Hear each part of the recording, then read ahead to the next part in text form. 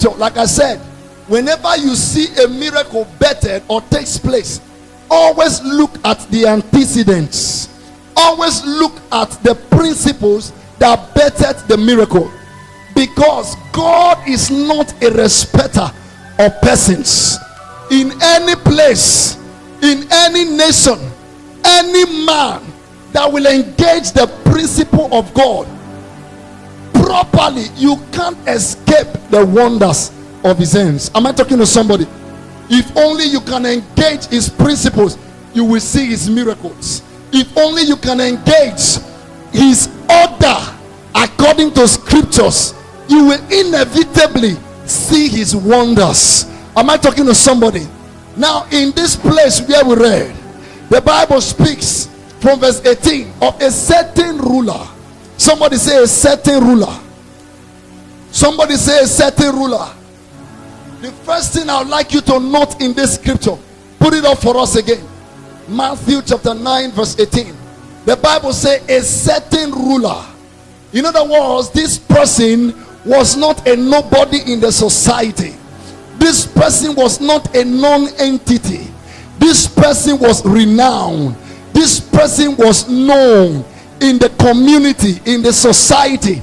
In other words, this person was not somebody that is cast behind in society. He was somebody that everybody could know that this person is a great man.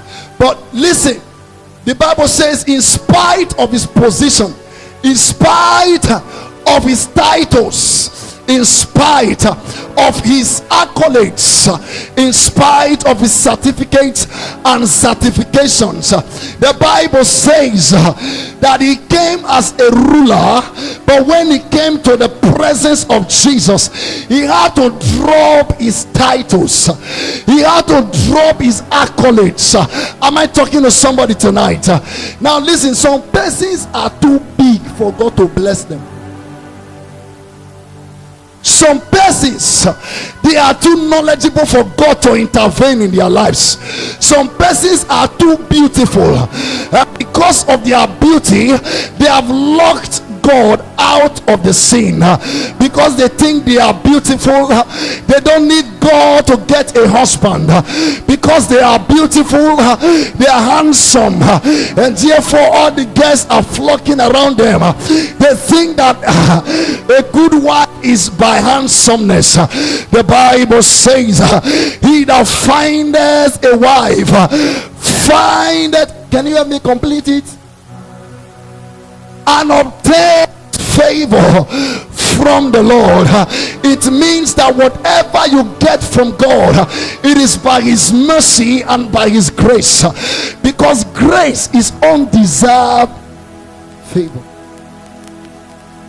Look at your neighbor and say, neighbor, don't be too educated to relegate God. Look at your neighbor and say, neighbor, don't be too wise for God to bless. Look at your neighbor and say, neighbor, you've got to do away with the titles. You know, in this generation, oh boy, La Panskepa, this is the generation of people that when you call them by their names, they get angry that you didn't attach a title. You need to call me Bishop, you need to call me a bishop, you need to call me reverend doctor, you need to call me apostle, evangelist, prophet, before I will know that you are honoring and respecting my grace. Am I talking to somebody? But hear me, life is in stages, and men are in sizes. When it comes to an encounter with God, when it comes to receiving from God, you have got to strip yourself of whatever you think or you thought that you had before now. strip your education. You have got to strip your academics, pursuit and accolades and achievements. I know, yes sir, you have a PhD, but your PhD cannot deliver. Your PhD cannot heal you. Am I talking to somebody? Your PhD cannot shift you into the next level. Somebody once said PhD means pull him down, but that is not a license for you not to go to school. Am I talking to somebody? But what he's saying is that whenever you come into the presence of God, you have got to drop whatever title, you have got to drop whatever position you think you occupy, because God is looking for those that are downtrodden. God is looking for those that don't have strength, because the Bible says, but they that wait upon the Lord, they shall be strong. They that wait upon the Lord, they shall mount up with wings as eagles. They shall be strong and not be weak. They shall run and not be weary. Am I talking to somebody? You need God in your destiny. You need God in your ministry. Now listen. Many a time when we receive a ministry from God, we think that we can accomplish divine purpose with human wisdom. Look at your neighbor and say, it is not done that way. Whatever God gives, you need God to keep. Whatever God gave you, you need God to run it. Whatever God gave to you, you need connection with divinity to continue in the continuity. Am I talking to somebody? If you want to be prosperous in that which God has committed into your hands, touch your neighbor and say, neighbor, you've got to get connected and stay connected. The Bible says he was a ruler. He had titles, he had accolades, he had achievements, but yet the Bible says when he came into the presence of Jesus, the first thing he did, he gathered all his achievements, he dropped them in worship. I don't know your expectation tonight. What do you seek? I show you a way by which you can touch what the natural man cannot touch. I show you a way you can tap into the realm of the divine and begin to download possibilities and live in the realms of possibilities as though there was nothing like impossibility. He dropped his title. Tonight, I know you can sing very well. Tonight, I know you have some achievement. But hear me, God resisted the proud. He giveth grace to the humble. I know you know many times when you pray longer, you feel every other person that can't pray is a Muslim. Do you understand what I'm saying? You feel every other person that can't pray as long as you is an unbeliever. Pride. He came into the presence of Jesus and dropped it and worshipped. And the Bible says when he dropped it in worship, he had a circumstance in his life. He had a situation that needed an urgent intervention in his life. And so he fulfilled the first principle. The Bible says in Psalm 100, enter into his gates with thanksgiving, into his court with praise. So he engaged that principle, and after which the Bible says he said to Jesus, put it up again. He said to Jesus, no, Matthew, yes, and worshipped him, saying, my daughter is even now dead. Another translation said, my daughter just died.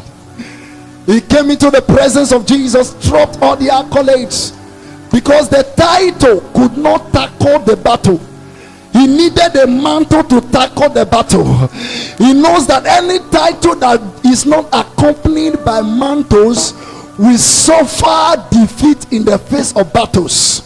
And so he dropped the titles and said, Jesus, my daughter is even now dead. But hear what he said to Jesus. Boy, I love this.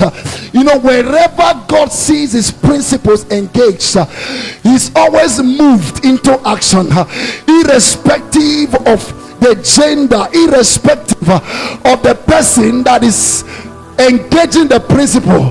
The Bible says, the man says, my daughter is even now dead.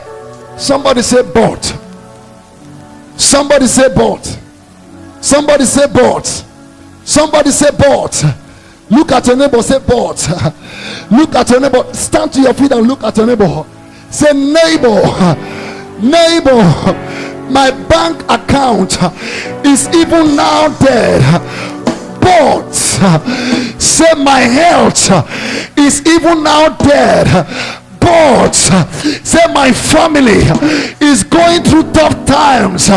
Say, but the man acknowledged he had a situation in his life, and he came to Jesus. He acknowledged the reality.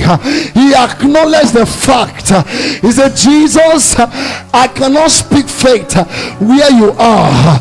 You know what faith is? Faith does not deny reality, but faith decides in the face of the fact to activate the word of God above every fact, because the Bible says heaven and earth shall pass away, but one word from God will never fall to the ground. And the man said to Jesus, I know my daughter is even now dead, but there is something I know about you, Jesus. There is something I've come to realize about Jesus. He said unto Mary, unto Martha, he said, when he said, take away the stone, I am the resurrection, I am the life, I am the resurrection, I am the life. And the Bible says, I believe faith sees the impossible. Faith does the undoable. Faith believes the incredible. The man said, my daughter is dead, but I don't know the situation that is dead in your life. I don't know the situation that is dead in your family. If only you can say to Jesus tonight, say, but look at your neighbor, say, but I know I am going through the valley of the shadow of death. Look at your neighbor, say, but say, but